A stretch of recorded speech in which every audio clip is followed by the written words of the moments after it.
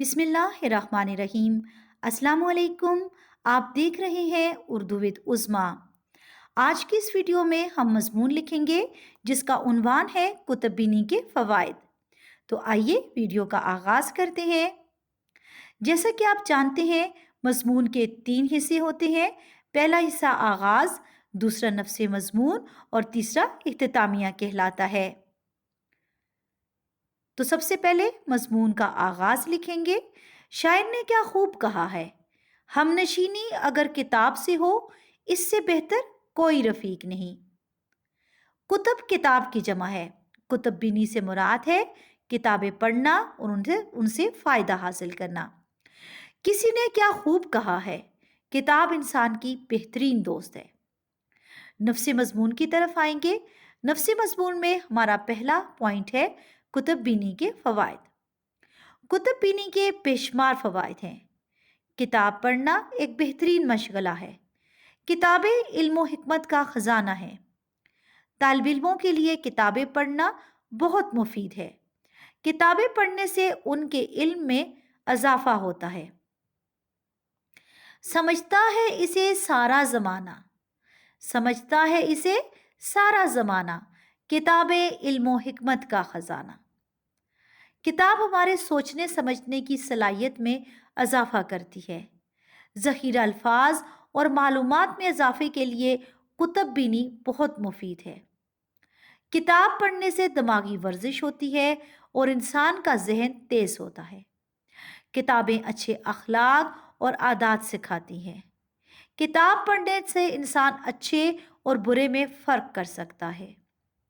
कुतुब बीनी के ज़रिए फ़ारग वक्त का दुरुस्त इस्तेमाल किया जा सकता है। किताब वो दोस्त है जो कभी साथ नहीं छोड़ती। दूसरा पॉइंट है हमारा जो हम नफ्स मज़मून में लिखेंगे, किताबें पढ़ने की तफरी अहमियत। यानी किताब पढ़ने से हमें क्या तफरी मिलती है। किताबें मुख्तलिफ़ किस्म की होती हैं, मसलन तारीख़ी, इस्लामी, नावल, अफ़साने, सफ़रनामे वग़ैरह।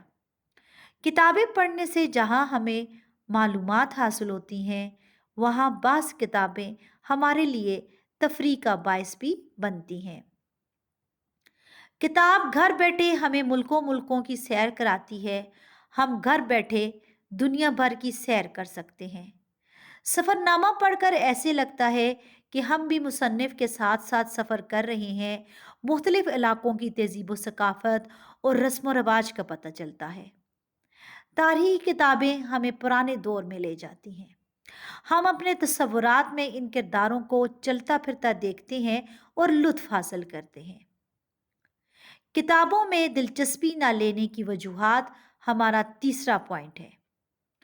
आजकल सोशल मीडिया का दौर है, जिसकी वजह से नौजवानों में कुतुब बीनी की आदत ख़त्म होती जा रही है।